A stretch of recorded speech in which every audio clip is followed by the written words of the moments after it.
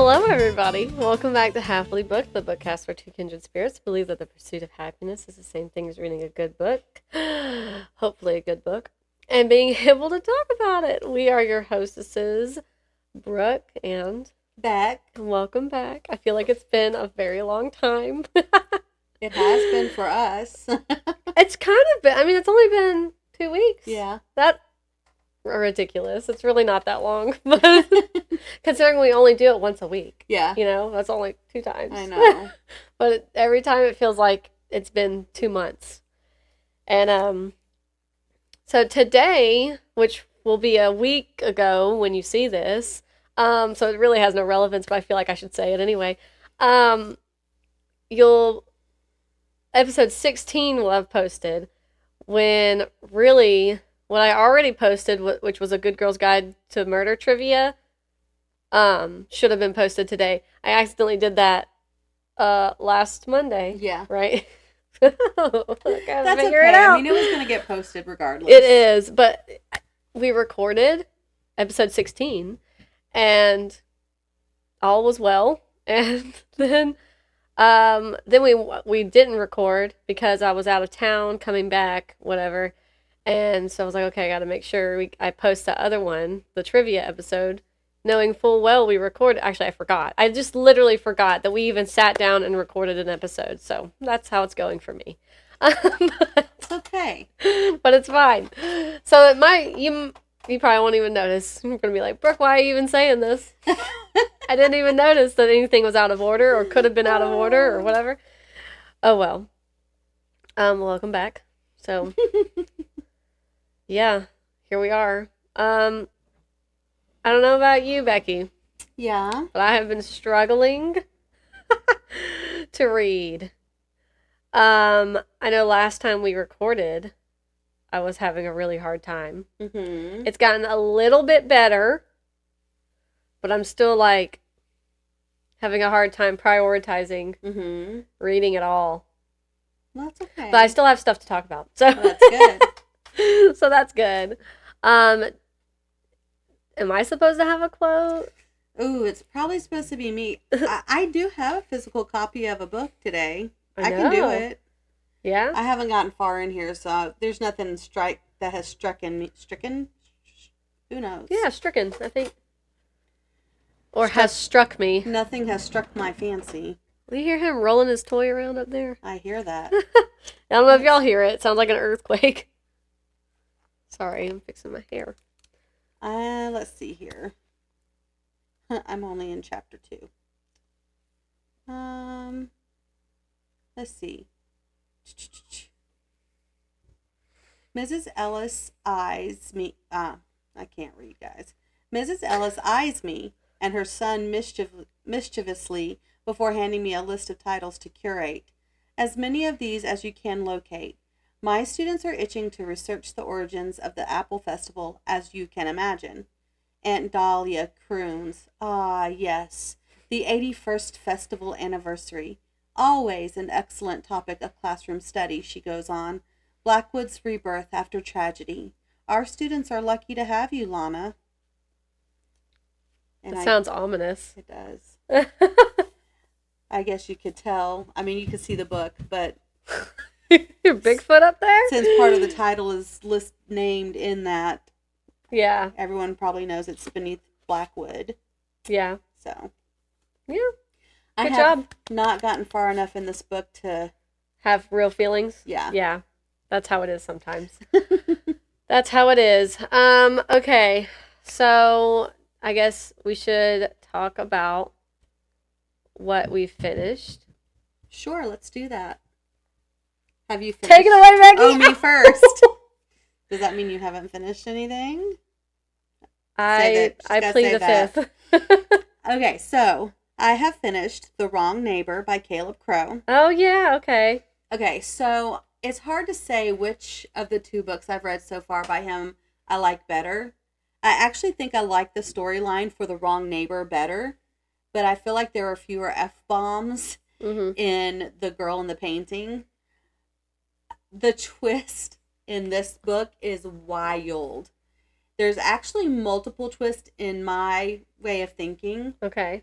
and like the final one is just so out. It came out of left field, kind of. Like I felt like something was gonna happen with the person, like the person who, I don't even know how to say this without giving anything away, but like the final twist of the protagonist towards the antagonist. I felt like they were going to be the one that was going to end the confrontation, but how it ended blew my mind. Blew my mind. If you like thrillers, you would like Caleb Crow. I'm fairly confident. Yeah. Unless you don't like cussing, like I don't particularly. I read the books with the cussing because now, because it's kind of my job to read a book and like talk about it. Yeah. And to help people. I know that I'm kind of peculiar and I don't like reading books that have bad language. So I try to keep that in mind when I'm reading a book so that people who don't care can watch the podcast and get an idea of something that they would be interested in reading. Right. So keeping that in mind, I think that Caleb Crow is a really good author. And if you like thrillers and don't care about bad language, you would really enjoy his books. The Girl in the Painting and The Wrong Neighbor. Yeah. The other book I finished reading, so keeping in mind that I don't like cussing, I thought, oh, I'm really enjoying thrillers. Yeah. So let's find a Christian author who writes thrillers. It was hard to do at first. I found an author, Kathleen Morris. Okay. I don't want to sound like a liberal Christian or whatever when I say this. I don't mind a book with Christian themes, but I don't like being preached to. So, like, obviously, when I'm reading scriptural material, well, it's because you already know I expect that's going to be preachy, and that's kind of the point of me reading that. But when I'm reading a thriller, I don't expect for the person who's being robbed at gunpoint to try to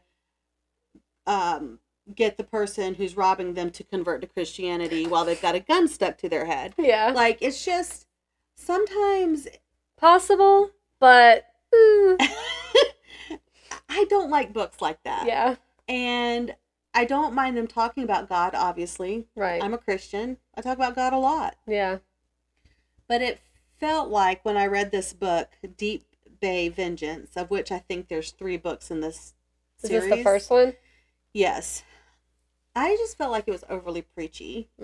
If you're not a Christian, you definitely are not going to be interested in this book. That's the downside of that too. Yeah. Like, I mean, yeah, you don't want to be preached to, but like you're already a Christian, right? You know, like you already believe and everything. So, but if the point is they're trying to have a book that has like these Christian values that somebody who's not a Christian would maybe get interested in Christianity, that might completely turn them off. Right. And that's what I think. Like, I don't think if you're not a Christian, you're definitely not going to be interested in this book. Like, it's just too much. Yeah. And also, I feel like you can write a thriller without it being hokey just because you don't use bad language. Yeah. I've read, yeah, you can. There was a lot about this book I did not enjoy. The storyline was good, and there was sufficient. There was a murder right off the bat. Love to see it. There were a couple of murders towards the middle or end-ish part. There was a murder that didn't really happen in the book, but you find out that it happened earlier. And someone ate earthworms. And it reminded me of that book where that girl ate that tick. Sorry, the earthworms, you saying that did not gross me out, but I knew where you were going, and I can't stand that. I was eating breakfast, and I was like, I almost threw up. Yeah. I was like, I can't. Austin, I'm so sorry to divert the conversation. Fine. I don't know what we were talking about. I mean, we're talking about ticks. They give me the ick. Like, I'm gonna throw up if I talk about them too much. Like I can't stand ticks. I can take on pretty much anything else on this planet, but I cannot handle ticks. Right. I can get them off of, like, if there was one on a dog or one on me, I can get it off. But like, they get bigger and bigger, and I can't stand it. Oh, it makes me so queasy. And Austin was like, "You have cleaned a chicken." Willy-nilly, easy peasy, lemon squeezy. But you can't stand the tick that's this big. Right. And I'm like, that's disgusting. That is disgusting. I can't do it. Oh, it grosses me out so bad. I remember that book traumatized me. Yeah. The rest of the book was okay, like normal, like whatever. But that scene, I was like, there's no amount of insanity that I could ever experience that would make me eat a tick. No. There's not. It's making me sick just talking I know, about it. but I'm like... What book was that? Do you remember? It's like stay by me, be near to me, something, I don't even know. While she looks that up, I also finished the Psalms, so. Be Not Far From Me by Mindy McGinnis. Yeah. Mm-hmm. Yeah, it's a gripping YA survival thriller about a teen named Ashley who, after waking up from a drunken night to find her boyfriend murdered, must survive in the Appalachian wilderness with a broken foot and no gear. So, yeah, that was it. I don't remember her boyfriend being murdered. That's kind of wild. I don't. I guess I should tell you what Deep Vengeance is about somewhat, in case you're interested and don't mind being preached to. This woman... Yeah, no, you might be sitting there thinking, well, I want to hear more about that. I actually think I like that book. In the beginning, this woman is kind of nagged by her husband and her son into taking money out of the bank for a car for him. And she lets them talk her into it because of different reasons, whatever. So they're at the bank and it gets robbed. And her son gets shot in the head. Oh, I don't like that. No. Oh, I don't like that. And a lot of people in the bank get killed in front of her. And they tried to kill her, but she survived. And good on her for trying to convert him to Christianity. Yeah. Because that is... Listen, that's what got her son killed. See... They were threatening to kill him. And she said that, Jesus loves you, don't do this, blah, blah, blah. So they shot him. She was trying to save him. Oh, that would have flipped the script so fast. Okay, so she loses her faith in God. Her that's husband, awful. who's an atheist, leaves her for another woman. Her daughters who survive won't speak to her. And because they blame her, I guess. They kind of blame her that the crew got away because she was so traumatized she didn't talk to the police. They feel like it's her fault the killers got away. And they don't have any leads. It's not her fault. They probably wouldn't have caught them anyway. Right. Because what does she really know about them? Right. Except that she knew enough to find them online. And she lures them to Canada, to this wilderness location. And she plans on killing them in vengeance for the murder of her son. So she meets this other man who has lost his wife to cancer. And he actually tries to get her to give up this crazy scheme that he somehow... I forget how he finds out about it. It happens after there's a plane crash. The people are trying to kill them. And she confesses to him what she's really doing. It sounds like there's a lot going on. There's a lot going on. And if it wasn't so preachy, it would have been great. Yeah. And, a lot happens, and I'm just going to leave it there because there's a lot more after that. Yeah. Including someone eating some earthworms. Oh. So, if you don't mind being preached to, Deep Vengeance by Kathleen Morris. Mm. Deep Bay Vengeance, excuse me, get the title right. Get it right. Get it right. I like how your nails match your shirt. Thank you. They match my toes, too. Oh, look at that. Emma did my toes. Emma did my toes, Ella did my nails. Was it for Mother's Day? It was for Mother's Day. That's precious. That's cool. That's cute. Thank you. Hope everybody had a good Mother's Day. All the moms out there. Yes, yes. we went to church. I know I already texted you this. But Yeah. we went to church, and it was a great service. And then me and my mom and sister got Subway, and then went to a state park, to look at a potential like wedding venue for my sister. Oh, okay. And the original place we were looking at there, I didn't like it that much, but it's not about me. But then we drove around just to keep looking around more, and then we actually found they have an event center, and it was very nice. Like, it looked very pretty and overlooked a lake, and she was saying how Justin really likes lakes, and like she kind of wants to incorporate a lake or something into it, and I was like, that's a really good idea. Sweet. Yeah. I was like, that's such a good idea. So that one I liked a lot more. It's not about me. I know that. But the first one, it was like, it's going to be hard to keep the public away, because there's something else like right next to that pavilion that people can just go to. And I'm like, you don't really want strangers just stumbling upon your wedding, you know? So that was really the main thing for me about that. But, you know, it doesn't matter. I'm going wherever she picks, so I'm excited though. I'm excited. So that's what we did for Mother's Day. And then Stetson went with Austin and his parents. His parents also came to church, and they went out to eat also, but then they came back here and like did stuff and hung out. So, yeah. Good times. Nice. Okay. Oh, what jeez. have you read? Oh, jeez. Oh, man. So, I have had 2 books, not read. I have had 2 books. I know what I'm saying. Expire on Libby. Oh, no. That I renewed one. Actually, I think I renewed both of them. And then I still didn't read them.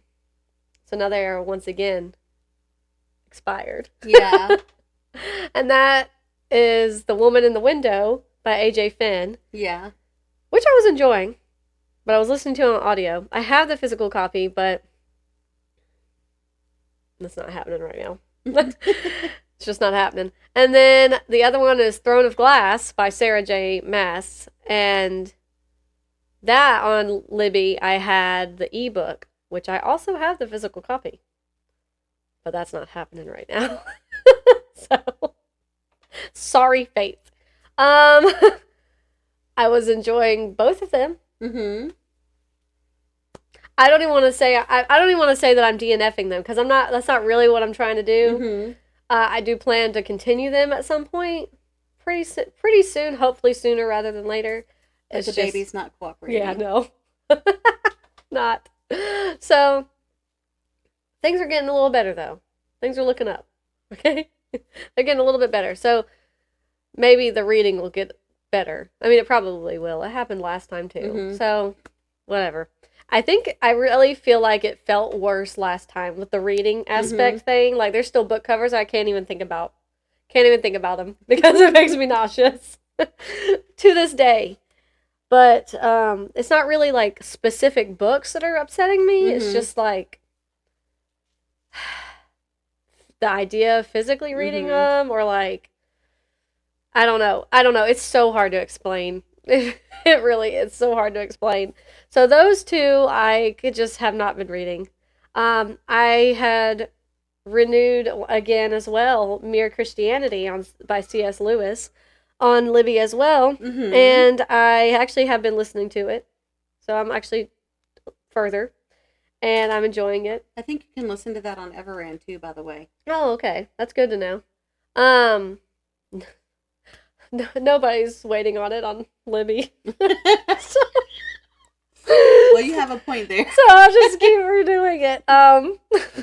It's really good though. It's just fascinating. It's such a good, like, insightful way to think about how Christianity can be explained to somebody who is not a Christian. It's just very interesting, and I'm really enjoying it.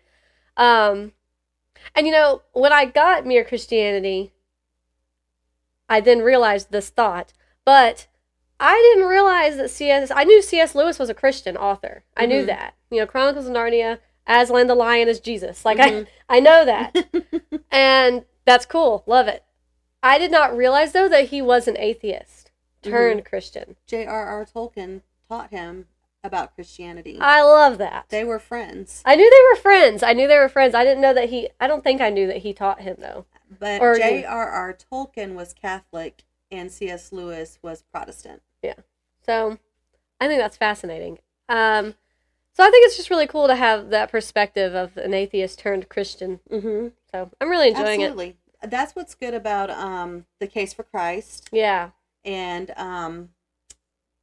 Josh McDowell has a book as well, but I don't remember what it is. But it's also about his conversion.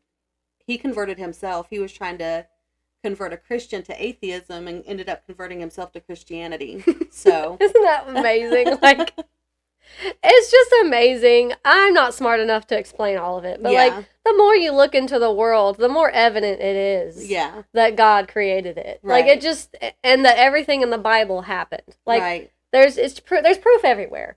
Okay, there's proof everywhere. I'm not smart enough to really go in depth. Right. But not all of us can teach that. No. But thank goodness there are people who yes. Yeah. One thing that, like, blew my mind, recently, was somebody on Instagram posted a video and they were like, I just realized that, like, there were 8 people that got off of Noah's Ark. There are 8 blood types. Oh. Isn't that kind of mind-blowing? That's interesting. I was like, huh. Interesting. I already believe everything, but, like, it's just fascinating. I love seeing little nuggets. Yeah, nuggets. So I'm enjoying that. I did hard DNF a book, though. I know, I texted Becky and I don't remember what I said, but I was like, oh, I already DNF'd a book, and you were like, you're gonna make me wait. I cannot even think of the name of the book at the moment. That's crazy. The struggle. Look at that. Oh, excuse me. Can't believe this. Let's see. I don't remember if I got rid of it or not. I was not yawning until we got down here. I don't know what my problem is. There's something about sitting in here that just... Here it is. I got 37% of the way through it. It is Vigilance by Robert Jackson Bennett, which I thought I was going to really enjoy. It's kind of short. I'm trying to get to the synopsis. I know I've already read this synopsis at one point on the podcast, but I'm going to do it again. I'm so sorry if I'm out of breath or sound ridiculous. Well, there's a baby that's growing inside you. Yeah, causing my brain to shrink. Where is it? The United States, 2030. John McDean executive produces Vigilance, a reality game show designed... Sorry, I don't know why I said it like that. Designed to make sure American citizens stay alert to foreign and domestic threats. Shooters are introduced into a game environment, and the survivors get a cash prize. The TV audience is not the only one that's watching, though, and McDean soon finds out what it's like to be on the other side of the camera. And that just... Reading that, it's like, oh, this sounds interesting. This sounds like a lot of things. This sounds terrifying and controversial and like so many things. And like when I was reading it, it was really heavily giving The Purge. Okay, just gonna say it was really giving The Purge. I love The Purge movies. I'm a psycho. I love The Purge movies. I don't think I've seen like the last 2, but I really have always enjoyed those. But I like horror stuff anyway, you know? Right. Would I want to be in The Purge? Absolutely not. But I love those movies. And so it really gave that kind of um, legal crime all of the sudden for one day vibe, and that was terrifying. This Brooke got very crude on a lot, like about a Yeah, I lot of remember you stuff. telling me that. Like it was vulgar and used a lot of just gross language that I was just like not having fun with. Mm-hmm. And I was like, you don't have to talk like that. Yeah. Like I know I think it's supposed to set you up to like really hate the main character, like Mm-hmm. or McDean at least, because he's the one who's like him and the people he's associating with getting ready for this next episode of Vigilance. Mm-hmm. They're all like unsettling people. You wouldn't Mm-hmm. want to be in a room with them. Yeah. Like they'd make you uncomfortable. Like they're just not the kind of people you'd like. So I guess he did that on purpose, but it was so strong it made me not want to read the book anymore. Mm-hmm. And like that's kind of a downer. Um they I was reading it Mm-hmm. and you don't know when it's going to happen, you don't know where it's going to be, but there's going to be an episode of Vigilance where this company sends in active shooters to a public place, and like they go in and they shoot, That's and wild. people are killed, and there's rewards though for like people who, if they take out all the active shooters, they get a prize. If they're like the only person left, they get a prize. If the shooter is the only person left, they get a prize. Whatever. It's very messed up. Mm-hmm. Like it's very messed up. I actually kind of hated reading about the fact that they were just sending in active shooters. Like being on that side of things, on that level of like kind of evil, I hated that. Right. That made me so uncomfortable. And I was reading it and I was thinking, so like they just literally send people into public places at random. Like there's nowhere safe to go. And that's actually not entirely true. You hear? I hear him. I don't know if y'all can hear it, but Stetson's running around upstairs, so you might hear his footfalls. They're pretty heavy. Um, Businesses can like sign a contract and agree to be a potential place that vigilance can be at. Okay. And they have to post it like on their window, like this is a possible spot for vigilance. And I'm telling you right now, I'm not going to any of those places. There's absolutely no way. But like it's so vast at this point that like even like public transportation has agreed to do it. Like there's a train station that they can just show up at and just start shooting people. Oh, that's crazy. As a part of this entertainment. And it's just imagine like upsetting. The thought process of the American people who are watching this. So many people want to watch. That's so weird. In the book. Yeah. I guess you could say it's like watching a train wreck. Like you can't look away. And I'm like, that's insane. There's absolutely, I would not want to watch it. There's no way. So I don't know. I don't know. It kind of upset me in several different ways, I guess. Mm-hmm. Like, it was crude, but then it was just the whole thought of just active shooters going into places. I hated it. So yeah. I was like, I don't like it. I'm not reading this. So I DNF'd it. So there's that. Yeah. Then I started another book, but I guess we'll talk about what you're currently reading first. I feel like I've been talking a lot. That's it that you've finished or DNF'd. Yeah, because I haven't finished anything. All right. So what I'm currently reading is the Book of Exodus because I'm doing VBS. And I actually got some construction paper from church last night so we can work on some stuff. So I'll probably post some of that. I'm listening to On Wings of Eagles by Ken Follett. Oh. Follett, I think is how you pronounce it. It's very good so far. This makes me happy. It is about this is a history book.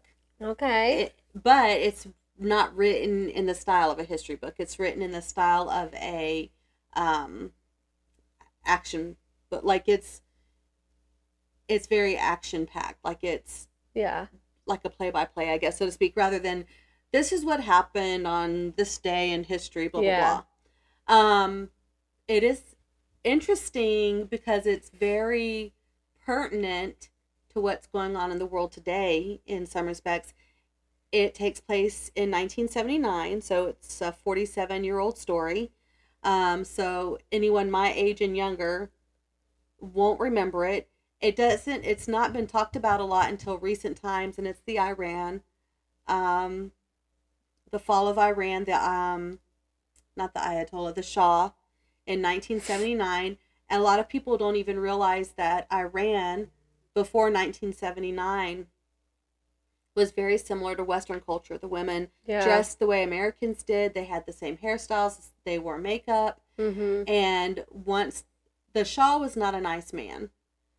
And this storyline goes to show you that the grass is not always greener on the other side, because the Ayatollah Khomeini was not only not better than the Shah, he was worse, and took away all their rights. The women don't have any rights there.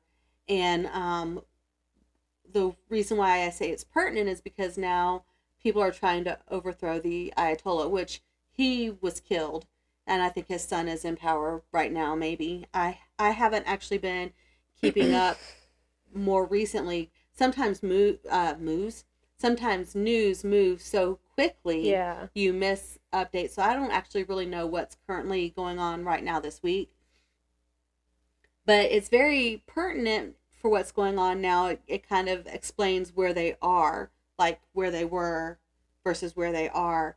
And I'm kind of upset with one person in this story. This man tried to send his wife home with her children because things were starting to get bad, and he might have to. He was a former Marine, I believe, and he was thinking, okay, I might have to extract people, and I don't want to be worried about her and the children while I'm Mm-hmm. focused on extracting these people. So he asked her to please take the children home to America, and she told him no. Why would you? Now I don't know. What if she gets killed? What if her children get killed? Right. I'm very upset and worried. I mean, like, I'm going back home, but Right. Austin probably wouldn't have had to tell you. You would have been like, I'm taking I'm like, Stetson. I'm out of here. I'd like for you to come with me, but I understand if you don't. Yeah. But Stetson and I are leaving. Like, I know you would have done that. Yeah. There's absolutely no way. um, yeah. I mean, it's like maybe she just doesn't want to leave her husband, but like, girl, Yeah. you got to get out. Yeah. You got to get yourself and the kids out. I mean, there were shootings every night. Like, they could Yeah. hear artillery. I cannot talk today. They could hear artillery fire every night. Yeah. The power was being cut. There was no electricity. They were running out of food and oil. They would have to bribe guards, soldiers for different things so that their families and the families that were in their employ could eat. And crazy that she Yeah. would choose to stay there with her children. And her children were 4, 7, 11, and I forget the age of the fourth one. So they're all relatively young. Yeah. That's crazy. So pins and needles are going to be happening throughout this book. I'm not even sure how far through I am, but I'm not too far through it. Yeah. So there's a lot yet to happen. I finally started Beneath Blackwood. Yeah. Why is you know what's not on here? Where is it? Secrets of the White House. I haven't done any reading in that, by the way. It's okay. I have done very little reading in Beneath Blackwood. I'm in chapter 2, like I said. Mm-hmm. And we haven't gotten to the creepy thriller part yet. So this is all like Introductory. Yeah, introductory stuff. So Yeah. we're learning who the main character is, her family dynamic, her friends. The town. You're yes, being the introduced to the town. town. So, but I'm looking forward to this, and we're going to see how it goes because it is a YA thriller. Yeah. I don't know if Courtney Johnson is a Christian, but she assures me that there's no cussing in her books. So I'm interested to see like how she develops her story and her plot and all that. And is it good enough for an adult to read as well as a young person? So Right. we'll see how it goes. I'm interested. I cannot wait to progress. Yeah. I promise I have not DNF Secrets of the White House. I just haven't It's progressed okay. in it. If anybody understands, I understand. So I guess I'm reading 2 histories Yeah. and 2, one nonfiction. Does Exodus count as a history? Yeah. I'm reading 3 histories. Yeah. I think so. So. I've read one thing by Ken Follett, Mm-hmm. and it was Whiteout by. Oh, I knew that name sounded familiar when the man at church suggested it to me. Yeah. Okay, White. I remember you talking about that. That was a while ago now. My mom got me to read it. And it was a thriller. It was very good. Mm-hmm. I don't remember all the little details, Yeah. but the main character has to okay. Let's reel it back just a hair. There's a lab that somebody broke in and took out a deadly virus. Mm-hmm. And the main character guy that we're following, I think he's like a detective, Mm-hmm. and he's on the case, and he's got to go find that person, intercept it before they can get far with the deadly virus, Mm-hmm. because their plan is to just spread it and kill everybody. So, it was really good though. I really liked it, and I then looked up Ken Follett, and I was like, I think that's like the only thriller he's got. Really? Because I think he has a fantasy series. Okay. And then he had like history stuff. So I plan on reading other things by Ken Follett. So when you said his name, I was like, oh, look at that. So it's good so far. Yeah. Yeah. Oh, it says nonfiction history thriller. Ooh, what a clash. That's a cool way to write the book though, that it's history, but it's written in like a fiction way, fiction layout, so that it doesn't feel like you said, like a history textbook for some people. For some people. So that's cool. Okay. So after I DNF'd Vigilance, may it rest in peace. I was so sad.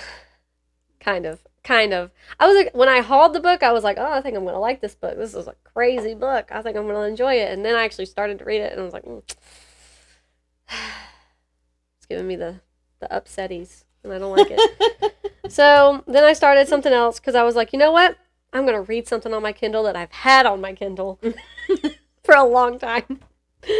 For what feels like a long time. That's not my Kindle. And that is called... Click. Click. Take a pic. Cover. Oh, hold on.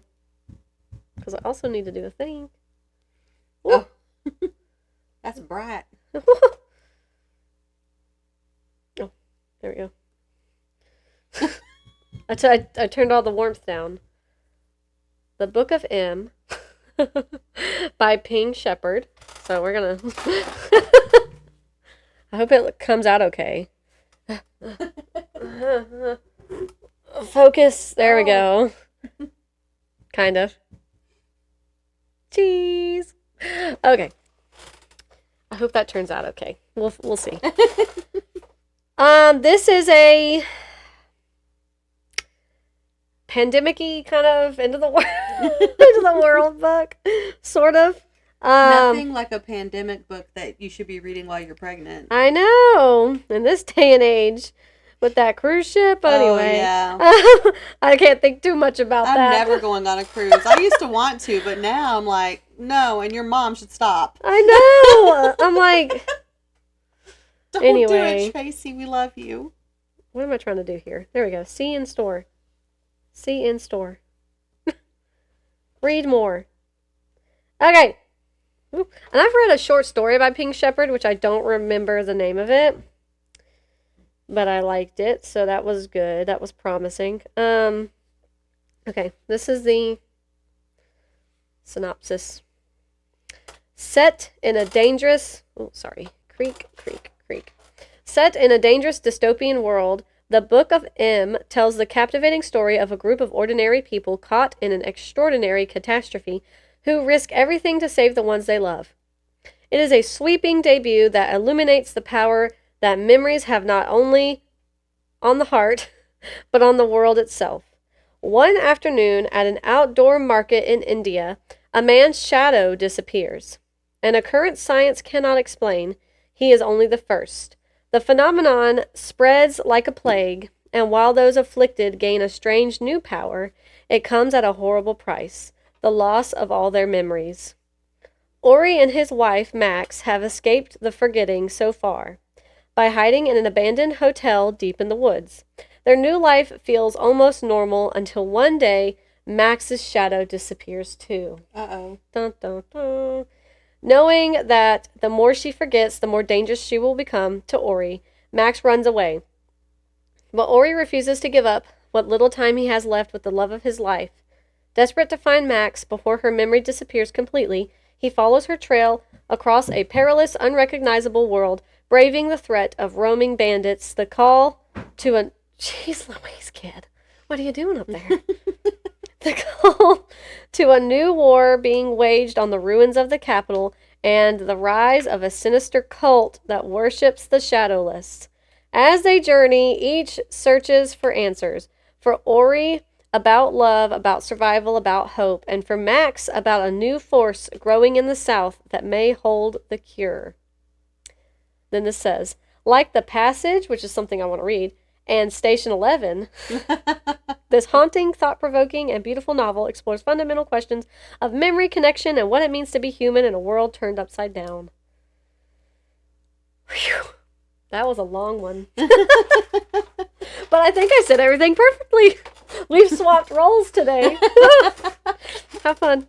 I'm really liking it. I wish I had more energy to like really focus on reading it, like for longer periods at a time. But yeah, I'm really, really liking it. So their shadows suddenly start disappearing, and turns out all of your memories are stored in in your shadow. So they start to lose their memory, and I'm not entirely sure yet. I'm not so far in it that I have really figured much out, but I'm not sure if it's contagious or if it's just like suddenly it might click one day or what. It's like if we all have it and one day it just something is exposed. I don't know. Also, something else I'm not entirely sure about. When Ori and Max are still together in the hotel, surviving and living, from Ori's perspective, he talks about how like once her shadow disappeared, she changed things. So I don't know if that's what it means by the new power. Like they can actually change and alter reality, because he'll describe something like a knife handle, and it was like the color, it was like red. And now that her shadow's gone, the way she remembered it, it was green, and now it's green. Interesting. So I'm like, I don't know if I'm just misunderstanding something, or if like they can alter reality.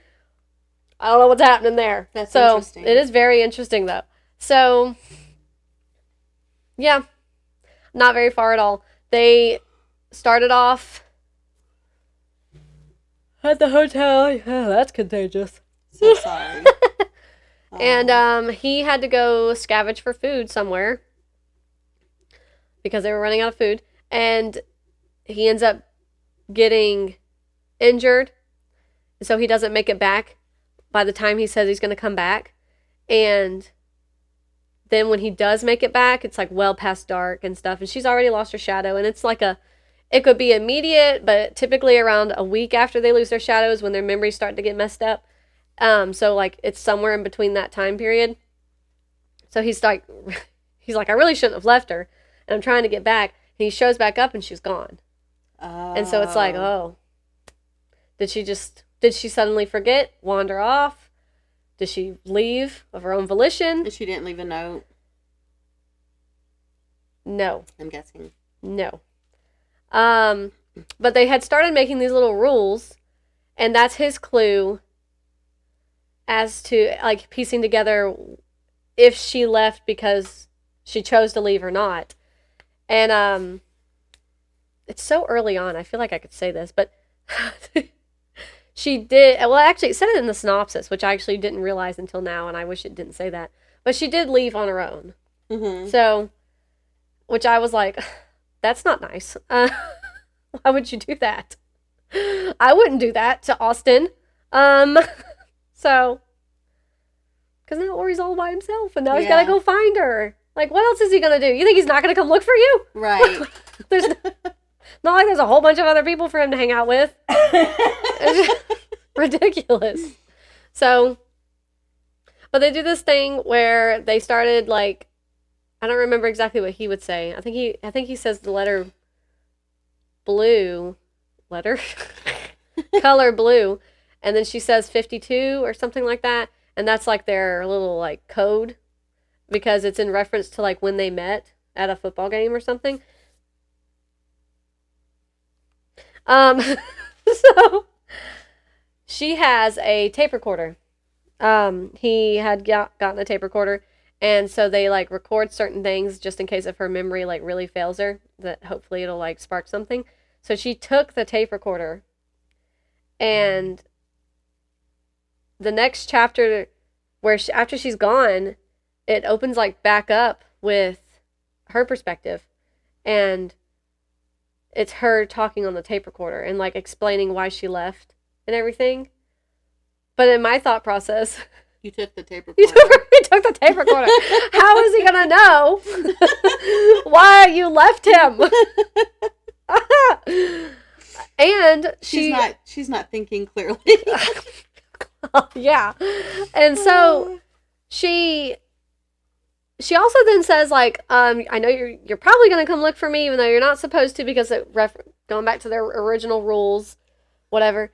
And but you would probably think I would go to this place, but I'm not going to go to that place. I've decided that I'm going to go somewhere new while I'm still myself. And I'm like, you're stressing me out. You're stressing me out so bad. The country is so vast. Like, you're stressing me out. And then how's he going to find you? Because I need him to find you. So, it's good so far. Maybe he's going to have really good tracking skills. Yeah, I hope so. Well, and she hasn't even left the hotel. They had been there for 2 years since this happened to the world. And he's been the one leaving and scouting and getting food and whatever, which is fine, whatever, okay. But then, like, you leave, and she even says it on the tape recorder. She's like, I got to the end of the hotel road, and it's like, I didn't recognize anything. And I'm like, oh, I wonder why. You think you're going to... You don't know where you're going. It's fine. So. Oh, no. It is really good, though. It's written really well. So I'm enjoying it. Yeah, that's that. I'm not very far in it. I don't know if it'll tell me. It should tell me. That was stupid to say.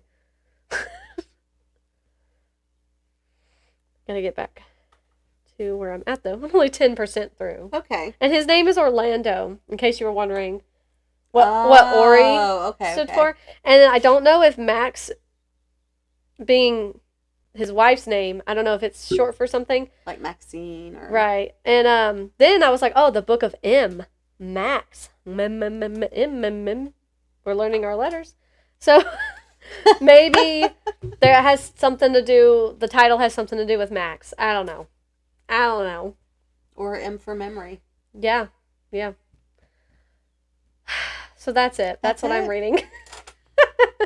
Well, good. Okay. So, I hope that you guys have been watching the convos with Brooke and Beck on I have Instagram to record and one Facebook today. So, I'm trying to grow our subscribership on YouTube. And I'm hoping that the Instagram and Facebook followers will translate over to YouTube subscribers. For those of you who don't know, like, commenting really helps on the videos for YouTube, but also on Facebook and Instagram. It helps get us more viewership, helps us get better seen. I know that my mom and her friend Mary probably don't have YouTube accounts. And I say this because you cannot like or comment on a video unless you have a YouTube account. You can't do it Yeah, as a visitor. that's correct. But your mom has commented, so she obviously does. And my mom and her friend have given me feedback in person, but that doesn't help get viewership. No offense to Mom or Mary. Y'all keep doing what you're doing. You're The old. feedback is good. You're old, and we're going to... Mary's going to kill me next time I go to Ohio. I love you, Mary. And I love you, Mom. Happy Mother's Day. Yeah, happy Mother's Day. But for those of you who do have YouTube, not subscriptions, but, accounts, please comment on the videos. Which are free. Yeah, it's free to comment. It's free to like. It's free to watch us. It's free to share us on your Facebook or Instagram. Yes. That is something, too, though, like when I share it on Facebook and people are watching through that, I think they also, like when I go to like a video that I find on Facebook, it wants me to sign in to YouTube. And I'm like, I'm signed in already. And it's very frustrating. So there may be people who are like, nope, and they're turned off and don't like it or something because of that. Just go over to YouTube. Look us up. And like. I know it's a little hard to find us because we're not super popular. That is. There's another Happily Booked on YouTube. So you have to be like, you have to search Happily Booked Pod 22. Or you have to search Happily Booked Brooke and Beck. Something like that. Like, you have to be kind of specific. I didn't know there was another Happily Booked. Yeah. They do travel. Oh, that's cute. Get it? Yeah. That's cute. We should follow them. I don't know a whole lot about them. I just know that when I typed in Happily Booked, they came up. Yeah, okay. Because I guess they've been on YouTube longer than Probably. we have. But, anyway, please, support us through Instagram and Facebook, of course. That definitely helps. And TikTok, you guys, we're at like 300 followers on TikTok. When we get to 1,000, we can Good job, Tracy. Yes, good job, Tracy. When we get to 1,000, we can actually open a TikTok shop, and we can have books and stuff in there. We can make money from y'all just purchasing through there. Stuff that you would normally purchase anyway. Yeah. But if you purchase it from our TikTok shop, we get a commission. So, like, if we could just increase that to 1,000, I'm not sure what we have to get to on Facebook and Instagram to monetize. Don't really care. I'm interested in YouTube, so by all means, follow us on Facebook and Instagram. It does help, but if it could translate over, for those of you, maybe our followers on Facebook and Instagram are not interested in podcasts, but there's got to be.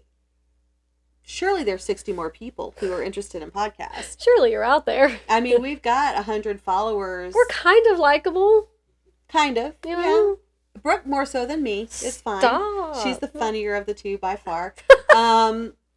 Anyway, if it could just translate over to YouTube, just liking, subscribing, commenting.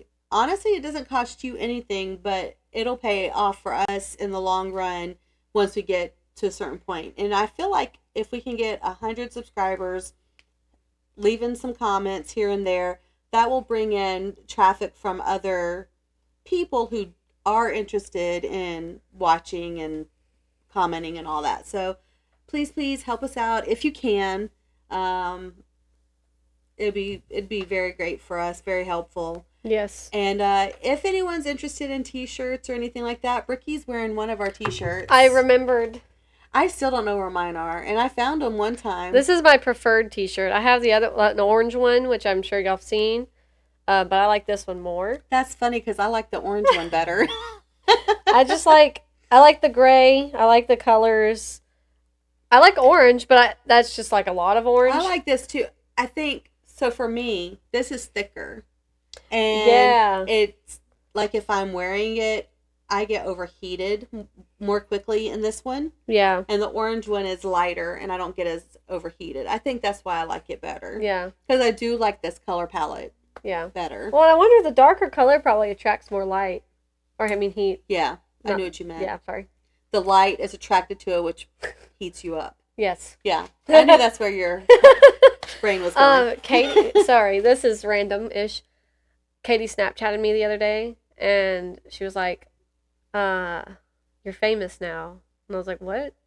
And it was a picture of her TV. She had you and me. She was watching a video. Oh, so cool. And I was like, stop, you're making me blush. And it was funny. She said, yeah, I'm watching, I don't even know what episode she was watching. She was just, it was a kind of recent one. I could tell by the way, this like, was back here? Yes, that was back there. My hair was up a certain way. And she was like, Jackson walked in, her husband, and was like, is that Brooke on TV? And she was like, and Becky. Hello. Hello. It was just funny. So.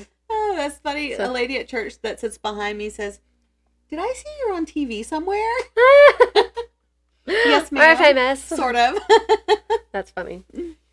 Anyway, I was just like, Katie, oh my gosh, you're making me blush. That's wonderful. Oh, she has my old Kindle.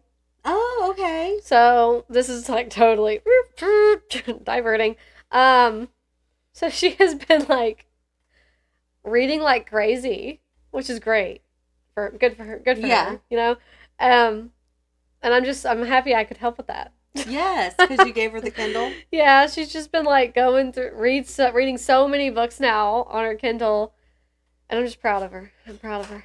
I just realized, I know we're almost done, but we forgot to talk about like if we had any hauls. Oh, and you're right. It's not really technically a haul. I don't guess, but I did get a book on Audible that I've been interested in. I was like, where did it go? Continue download. Emma has a migraine. She's ready for us to leave. Oh. Okay, it's not going to let me pull it up. But anyway, I got Mad Mabel. Oh, okay. So, obviously, I've got a lot going on right now within my reading world. Yeah. So, it's going to be a minute. But I was so excited when I had a credit. I was like, yes. I could get Mad Mabel. So, that's something I'm going to be reading soon. Good. Depending on how long it takes me to get through On Wings of Eagles and Exodus. Because those are my two audios. Yeah. What? Uh-oh. Hello? Oh, okay. All right. Love you, bye. All right, not to cut this short, but we gotta go. That was good timing, actually. Yeah. We're basically done. You don't have any hauls, do you? Nope. Okay. Of course not. Until next time, stay happily blessed. Bye.